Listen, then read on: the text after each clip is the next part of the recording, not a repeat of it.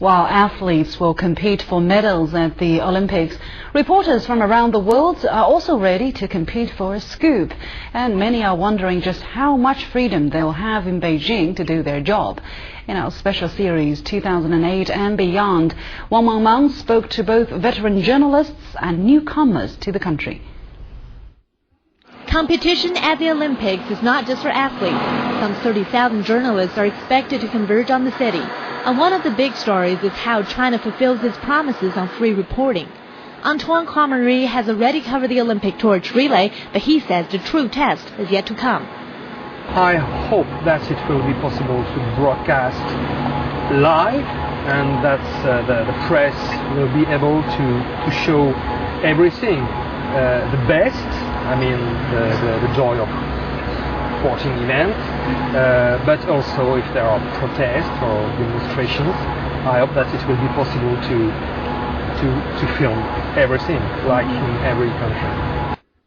Here at the International Broadcasting Center, 16,000 accredited broadcast personnel will be working in 90 studios, making it effectively the largest TV station in the world.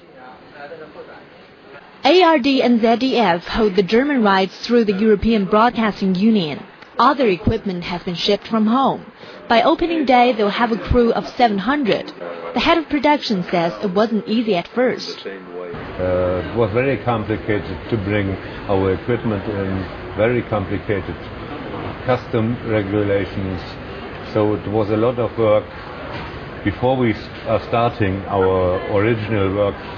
Means reporting from the event. So at the moment we are rather confident everything works, and we know that the authorities are doing their very best. His team leader, who has to bundle up in the air-conditioned studio, is more philosophical. Yeah, we think we have freedom to do what we would like to do, and we don't think too much about what happens, and we think we find a solution when we don't get the freedom. If you go to Australia, it works that way. If you go to Germany, it works that way. If you go to Athens, it works that way. And now we are in China, and China has different meanings of several things. So we have to accept it. While the IBC is the home base for these reporters, what most of them want to do is to get out into the city. Say Tiananmen Square, for example. During the games, rights holders will be able to transmit live from the iconic site during fixed morning and evening time slots, but will be restricted to stand-ups. And both rights holders and non-rights holders will be allowed to record interviews, reports and packages unrestricted.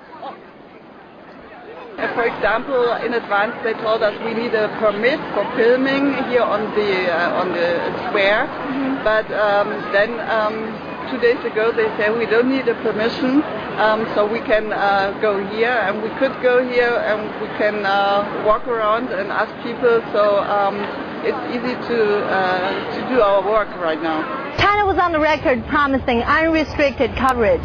On January 1st, 2007, new regulations took effect for the Olympics and the preparatory period.